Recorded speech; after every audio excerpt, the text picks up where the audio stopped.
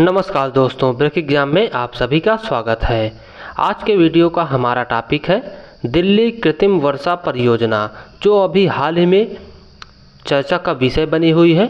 आइए इस परियोजना के बारे में हम विस्तार से देखते हैं। उसके बाद हम इस परियोजना से जुड़े हुए 10 MCQ क्वेश्चन देखेंगे जो आपके आने वाले परीक्षाओं में पूछे जा सकते हैं। तो चलिए वीडियो शुरू करते हैं। इस परियोजना का आखिर उद्देश्य क्या है?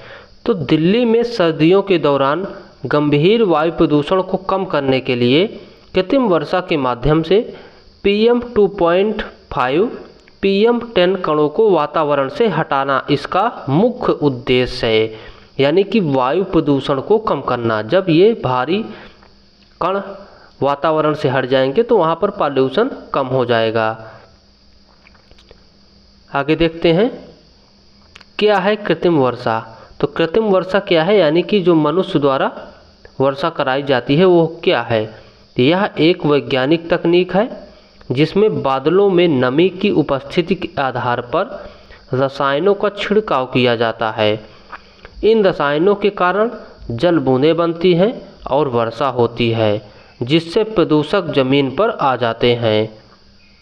तो यह कृत्रिम वर्षा है। प्रमुख तकनीक क्या है? तो क्लाउड सीडिंग है। इसमें रसायन कौन से इस्तेमाल किए जाते हैं? इसमें बहुत ही ज़्यादा इम्पॉर्टेंट है। तो सिल्वर आयोडाइड, रॉक साल्ट और आयोडाइज्ड नमक होता है। इसके अलावा इसमें बादल कौन से बनते हैं? तो निम्बो स्टेटस प्रकार के बादल बनते हैं जिनमें 50% से अधिक नमी होती है। उसके बाद देख लेते हैं विधि क्या है। तो विमानों से इन रसायनों का छिड़काव किया जाता है जो संघनन केंद्र बनते हैं और वर्षा करवाते हैं। आगे देख लेते हैं प्रमुख तथ्य इसमें देख लेते हैं। लगभग इसमें कितना बजट आएगा? तो 3.21 करोड़ रुपए का इसमें बजट पड़ेगा। यानी कि कृत्रिम बादल बनवाने में 3.21 करोड़ रुपए इसमें लगेंगे। सहयोगी संस्थाएं कौन है? तो IIT कानपुर है और IMD भारत मौसम विज्ञान संस्थान है। उड़ानें कितनी हैं? तो 5 बार इसमें उड़ानें कर दी जाएंगी और हर बार 90 मिनट बारिश होने की संभावना रहेगी। कवर क्षेत्र इसमें कितना है? तो लगभग 100 वर्ग किलोमीटर क्षेत्र इसमें कवर किया जाएगा, जो कि शहर का सबसे प्रदूषित क्षेत्र होगा। वहीं पर यह बारिश कराई जाएगी। प्रणाली क्या है? तो विमान से फ्लेयर्स के माध्यम से क्लाउड सीडिंग और निगरानी कौन करता है इस वायु प्रदूषण की? तो वायु प्रदूषण की निगरानी CAAQMS संस्था करती है, जो कि PM 2.5 और PM10 स्तर पर नज़र रखती है। विशेषताएं देख लेते हैं। शहरी भारत में पहली बार इस तकनीक का उपयोग पूर्व में IIT कानपुर द्वारा सूखा प्रभावित क्षेत्रों में सफल परीक्षण किए जा चुके हैं। सैन्य स्तर की योजना और सटीकता के साथ क्रियान्वयन। बहुसंस्था भागीदारी किसकी है? दिल्ली सरकार की है और IIT कानपुर की है और IMD की है। तो ये संस्थाएं भी इसमें अपना भूमिका निभाएंगी। उसके अलावा हम महत्व देख लेते हैं। महत्व प्रदूषण से तात्कालिक राहत का वैज्ञानिक समाधान है। स्वच्छ हवा के अधिकार को सशक्त बनाता है। अन्य महानगरों के लिए रोल मॉडल है। शहरी पर्यावरणीय नवाचार को बढ़ावा देता है। इसके अलावा संभावित प्रश्नों के लिए नोट भी है कि यह परियोजना भारत में पहली शहरी कृत्रिम परियोजना है। यहाँ से ऐसे प्रश्न पूछे जा सकते हैं। क्लाउड सीडिंग में प्रयोग होने वाले प्रमुख रसायन में सिल्वर आयोडाइड है और इस पायलट योजना के डेटा का उपयोग भविष्य में अन्य शहरों में विस्तार के लिए किया जाएगा। चलिए अब हम 10 प्रश्न देख लेते हैं जो यहाँ से बनते हैं। उनमें पहला प्रश्न है दिल्ली कृत्रिम वर्षा परियोजना का मुख्य उद्देश्य क्या है? ऑप्शन ए वर्षा की कमी को पूरा करना, ऑप्शन बी कृषि उत्पादन बढ़ाना, ऑप्शन सी वायु प्रदूषण को कम करना और ऑप्शन डी जलाशयों को भरना।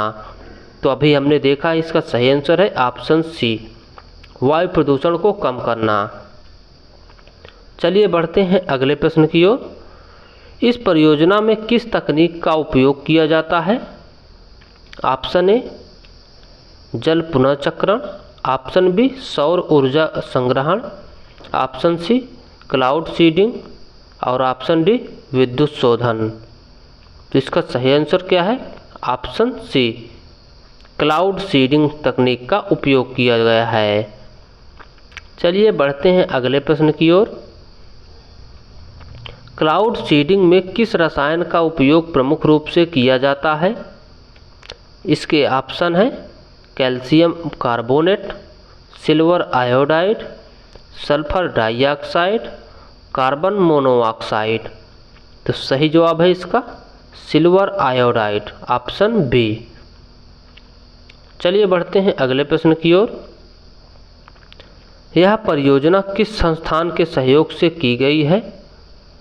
Option A IIT Delhi, option B AIIMS, option C IIT Kanpur और ऑप्शन डी इसरो।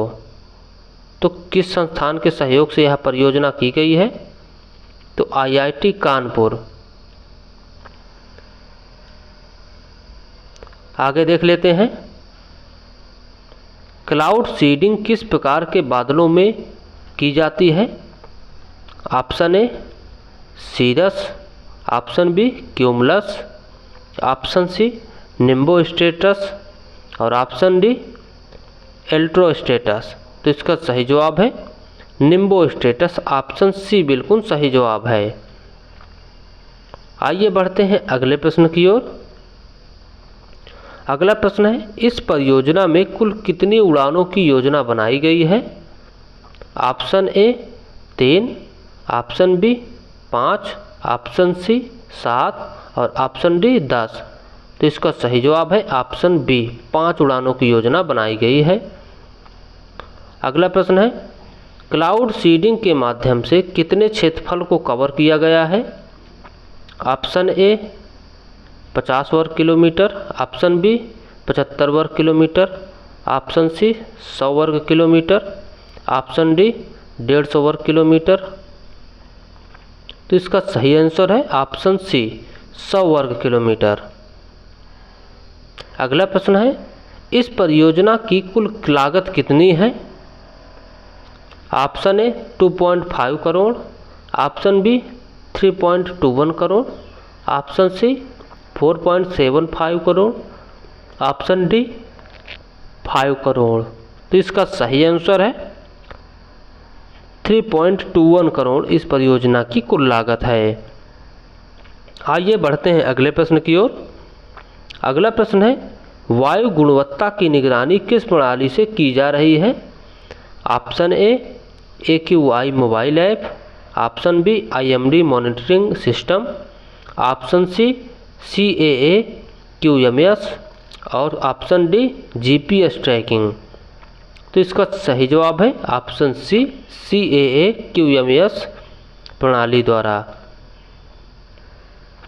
अगला प्रश्न है, निम्नलिखित में से कौन सी एजेंसी इस परियोजना में शामिल नहीं है? ऑप्शन ए दिल्ली सरकार, option B IIT Kanpur, option C Bharat मौसम विज्ञान विभाग, ऑप्शन डी भारतीय रिजर्व बैंक। तो इसका सही जवाब है कौन सी शामिल नहीं है? ऑप्शन डी भारतीय रिजर्व बैंक शामिल नहीं है। तो चलिए दोस्तों, आज के वीडियो में बस इतना ही। मिलते हैं फिर से नए वीडियो में, तब तक के लिए थैंक यू, बाय।